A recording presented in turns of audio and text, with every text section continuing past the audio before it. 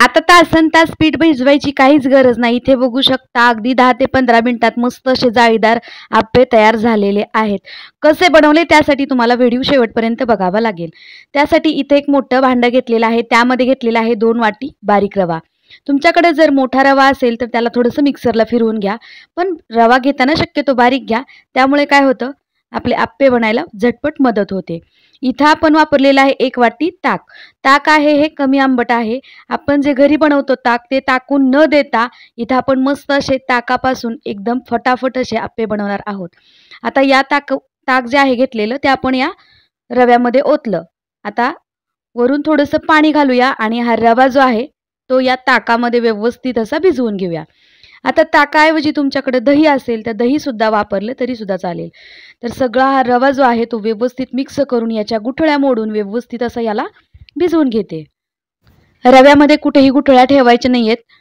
थोडंसं ताक आणि त्यामध्ये थोडं थोडं पाणी घालून याला व्यवस्थित असं भिजवून घ्यायचं आहे।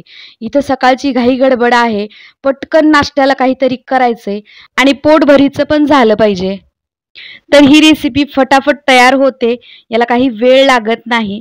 तर गुठळ्या मोडत मोडत व्यवस्थित असा इथं मी रवा भिजवून घेतलेला आहे। याला 15 ते 20 मिनिटं भिजवून घ्यायचं आहे। नंतर आता भिजल्यामुळं काय होतं रवा चांगला फुलला जातो आणि आपले आप्पे जाळीदार तयार होतात। अगदी सकाळच्या घाई गडबडीत सकाळी जरी तुम्ही हा रवा भिजवला आणि मुलांचा आवरेपर्यंत भिजवला आणि जाताना जरी तुम्ही मुलांना मस्त असा शॉर्ट ब्रेकला हा नाश्ता करून दिला, भन्नाट होतो। इथं आपलं 10 ते 15 मिनिटं किंवा 20 मिनिटं रवा भिजवून घेतलेला आहे। मस्त असा रवा फुललेला आहे, बघू शकता हे बघा, रवा अगदी मस्त असा फुललेला आहे। आता काय करायचं, इकडं भाज्या चिरून घेतलेल्या आहेत। घरामध्ये ज्या कुठल्या भाज्या असतील त्या सगळ्या चिरून घ्यायच्या आहेत। इकडं मी हिरवी मिरचीची पेस्ट घालते। मुलांसाठी करताय तर यामध्ये हिरवी मिरची घालू नका, हिरवी मिरची स्किप करा, थोडंसं लाल तिखट घाला।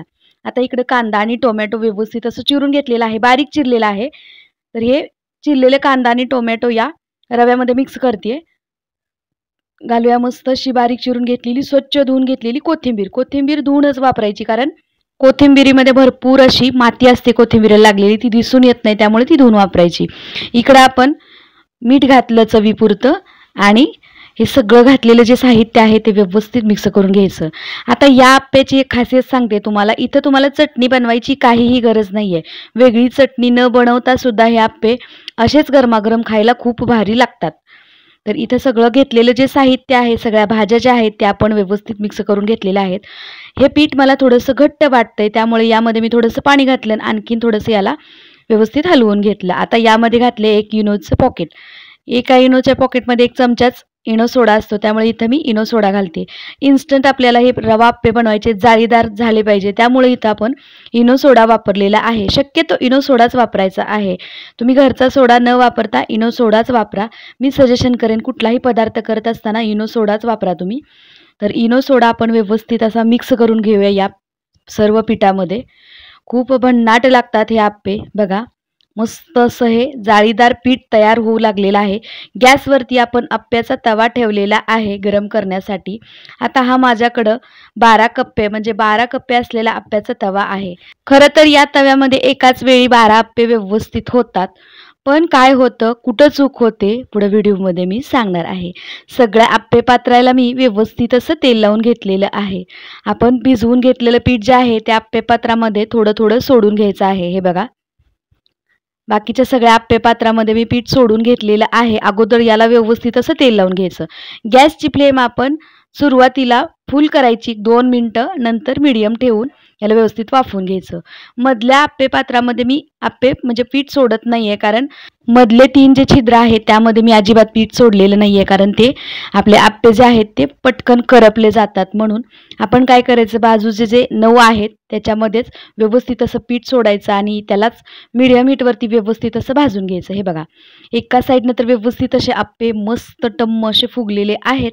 आता याला पलटून घेऊया आणि दुसऱ्या बाजूने सुद्धा व्यवस्थित असं भाजलेत का नाही ती चेक करूया। झाकण तरी काढलंय, बघूया तरी आतमध्ये आपण। हे बघा, सगळे आप्पे भाजलेले आहेत, बघू शकता। हे बघा, दोन्ही साईडने आपले व्यवस्थित असे आप्पे भाजलेले आहेत। मीडियम हीटवरतीच भाजायचे आहेत. बऱ्याच जणांच्या तक्रारी असतात की आमच्या आप्पे पात्राला ना पीठ चिटकून बसतं, आप्पे आमचे व्यवस्थित होत नाहीत.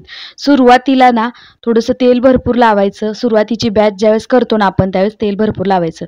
इथे आपल्या आप्पे पात्राची पहिली बॅच म्हणजे आप्प्यामध्ये पहिलं ही बॅच आपली तयार झालेली, एकदम टम्म असे आपले आप्पे फुगलेले आहेत. मस्त असे आपले आप्पे तयार झालेले आहेत. बाकीचे सुद्धा सगळे आप्पे मी अशाच पद्धतीनं करणार आहे. मधल्या कप्प्यात सुद्धा तुम्ही आप्पे करू शकता, पण त्याला ना पटकन उलटावं लागतं आणि नाही उलटलं तर ते सगळे आप्पे करपले जातात. म्हणून मी बाकीचे जे 9 बाजूचे जे गोल छिद्र आहेत त्यामध्येच आप्पे करून घेतलेले आहेत. तुम्हाला जर सगळ्याच पात्रामध्ये करायचे असतील करू शकता. गॅसची फ्लेम फक्त मीडियम ठेवायची. मस्त असे भन्नाट इथं जाळीदार आपले मसाला आप्पे तयार झालेले आहेत. इथं या मसाला आप्प्यासाठी मी अजिबात चटणी बनवलेली नाही. तुम्ही हे आप्पे चटणीसोबत खाऊ शकता किंवा सॉससोबत खाऊ शकता किंवा तुम्ही मुलांच्या डब्यासाठी मुलांना जर देताय ना तर तिखट स्किप करून असेही नुसतेच खायला शॉर्ट ब्रेकला दिले तरीसुद्धा खूप छान लागतात. चटणीसुद्धा द्यायची गरज पडत नाही मुलांना. फक्त इथं हिरवी मिरची वापरायची नाही. घरच्यांसाठी करताय तर थोडीशी चटणी बनवा. चटणीची रेसिपी पाहिली असेल त्याची लिंक तुम्हाला खाली डिस्क्रिप्शन बॉक्समध्ये देते.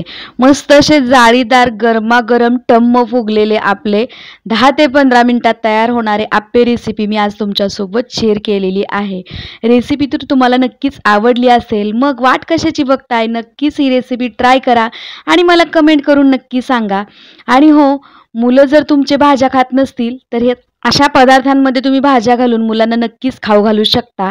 आणि शाळेमध्ये दिलं ना मुलांना शॉर्ट ब्रेकला, मुलं आनंदाने खातात, कारण तिथं काही वेगळं ऑप्शन नसतं त्यांना. सकाळच्या नाश्त्याला म्हणा किंवा मुलांच्या शॉर्ट ब्रेकला देण्यासाठी म्हणा, एकदम पोटभरीचा हा एकदम फटाफट तयार होणारा नाश्त्याचा पदार्थ आपण आज पाहिला. रेसिपी तुम्हाला कशी वाटते मला कमेंट करून नक्की सांगायचं आहे. आणि आतून बघा जाळीदार अगदी मस्त असे टम्म फुगलेले आहेत आप्पे. कमी वेळामध्ये फटाफट होणारा हा पदार्थ तुम्हाला नक्कीच आवडला असेल. व्हिडिओ जरी आवडला असेल तर व्हिडिओला लाईक जरूर करा. आणि हो, चॅनेलवर नवीन असाल तर व्हिडिओला लाईक, शेअर आणि चॅनलला सबस्क्राईब करून शेजारील बेल आयकॉन बटन दाबा, म्हणजे माझी एकही रेसिपी तुम्ही मिस करणार नाही. आणि हो, आपल्या व्हिडिओला हाईप सुद्धा करायला विसरू नका. नक्की मला कमेंटच्या शेजारी हाईप हे बटन नक्कीच येतं, तिथं लाईक केल्यानंतर हाईप सुद्धा नक्की करा. चला मंडळी, आता पुन्हा भेटूया अशाच एका छानशा साध्या सोप्या आणि झटपट बनणाऱ्या रेसिपी सोबत. तोपर्यंत मस्त खा आणि मजेत राहा. व्हिडिओ पाहिल्याबद्दल धन्यवाद.